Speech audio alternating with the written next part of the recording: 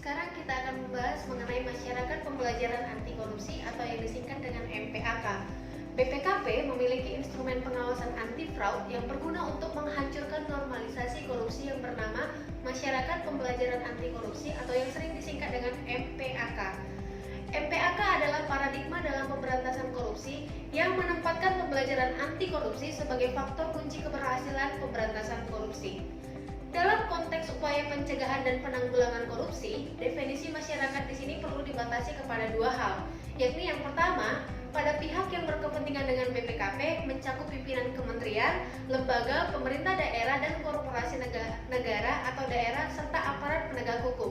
Dan yang kedua adalah para pihak yang berkepentingan dengan instansi pemerintah, korporasi negara, atau daerah yang secara umum dapat dikelompokkan menjadi pada pegawai, pimpinan, pelanggan atau pengguna layanan publik, penyedia barang atau jasa, anggota DPR atau DPRD, dan masyarakat luas. Mengacu pada definisi pembelajaran menurut Undang-Undang Nomor 23 Tahun 2003 tentang Sistem Pendidikan Nasional Pasal 1 Ayat 20, pembelajaran anti korupsi adalah proses interaksi peserta belajar dengan BPKP dan sumber belajar pada suatu lingkungan belajar di mana BPKP berperan dalam membantu, mendorong, dan memfasilitasi peserta belajar agar dapat memperoleh pengetahuan dan menguasai keterampilan atau keahlian mengenai anti korupsi serta merubah sikap peserta belajar menjadi anti korupsi berdasarkan usaha peserta belajar. Tujuan MPAK adalah meningkatkan pemahaman masyarakat tentang korupsi dan menumbuhkan kepedulian masyarakat dalam upaya memberantas korupsi di Indonesia. Terdapat 3 komponen utama kegiatan pembelajaran anti korupsi yang saling berinteraksi, yaitu yang pertama, fasilitator, dalam hal ini adalah BPKP, yang kedua materi belajar, dan yang ketiga adalah peserta belajar. Tujuan utama pengembangan MPAK terdapat 2 tujuan, yaitu aspek sosialisasi dan juga aspek bimbingan teknis. Untuk tujuan pengembangan MPAK dilihat dari aspek sosialisasi ada 2. Yang pertama adalah meningkatkan pemahaman para peserta belajar mengenai korupsi dan anti korupsi, dan yang kedua adalah membangun kepedulian agar para peserta belajar dapat berperan aktif dalam upaya pemberantasan korupsi di Indonesia. Tujuan pengembangan MPAK dalam bidang teknis dibagi menjadi 2. Yang pertama adalah mengembangkan sistem pengaduan dan atau sistem whistleblowing sebagai salah satu saluran informasi dan komunikasi bagi pegawai dan masyarakat luas. Dan yang kedua adalah mengembangkan budaya organisasi anti korupsi sebagai lanjutan dan perubahan sikap dan perilaku yang sebelumnya permisif dan membiarkan terjadinya korupsi menjadi sikap atau perilaku yang anti korupsi. Sekarang kita akan membahas mengenai sasaran kegiatan pengembangan MPAK. Sasaran utama kegiatan pengembangan MPAK yakni yang pertama, terselenggaranya kegiatan diskusi kelompok terarah tingkat pimpinan di Direktorat atau Perwakilan BPKP. Yang kedua, terbentuknya komunitas pembelajaran anti korupsi atau yang disingkat dengan KOMPAK. Yang ketiga, terbangunnya komitmen untuk mengimplementasikan metodologi pengawasan keinvestigasian, yaitu bimbingan teknis FCP organisasional atau FCP tematik, serta audit atau penilaian dan bimbingan teknis pengembangan budaya organisasi anti korupsi. Yang keempat, tersusunnya hasil kompilasi dan analisis atas pengetahuan mengenai fraud dan pengetahuan mengenai kebijakan dan praktik pencegahan fraud. Sekarang kita akan membahas apa yang dimaksud dengan KOMPAK. Salah satu sasaran kegiatan MPAK ialah terbentuknya komunitas pembelajaran anti korupsi atau yang disingkat dengan KOMPAK.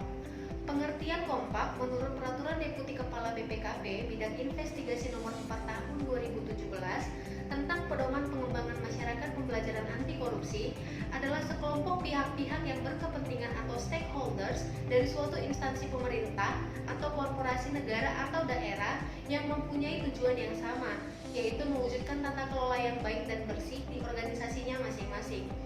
KOMPAK melakukan pertemuan secara rutin dan berkelanjutan maupun secara instantil untuk berkolaborasi melakukan aktivitas pembelajaran anti korupsi secara aktif, partisipatif, dan interaktif untuk menghasilkan dan menyebarluaskan pengetahuan mengenai korupsi dan anti korupsi dalam rangka meningkatkan kapabilitas pengelolaan korupsi.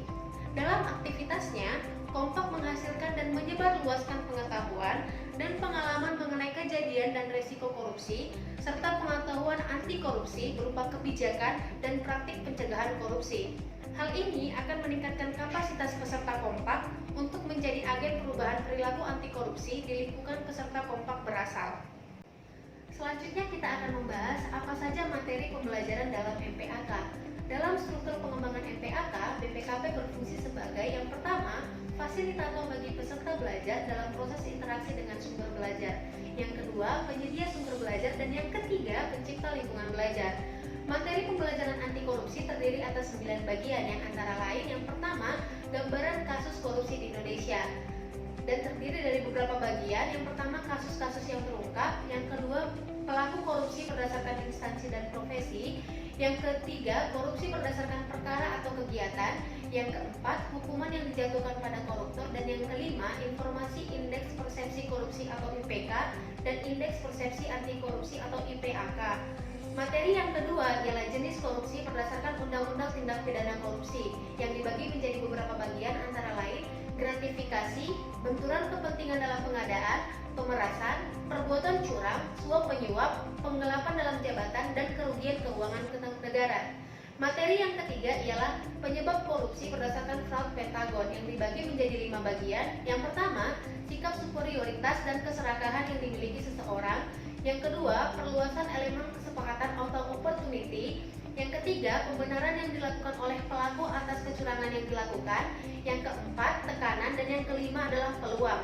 Materi yang keempat adalah dampak korupsi dalam berbagai bidang dan kerugian keuangan negara. Materi yang kelima, risiko-risiko korupsi dalam berbagai bidang.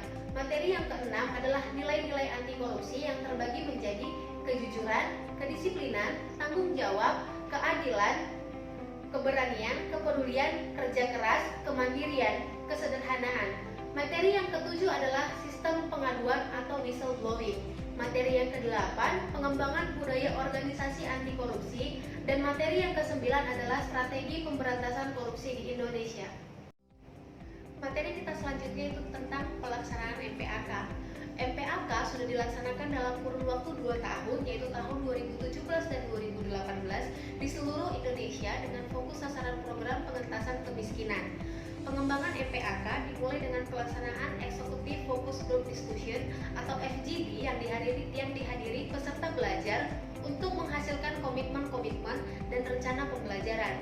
Jumlah peserta belajar sebanyak 1.988 orang yang berasal dari DPR atau DPRD, perguruan tinggi, korporasi, LSM, BUMN atau BUMD, APH, tokoh masyarakat, dan instansi pemerintah.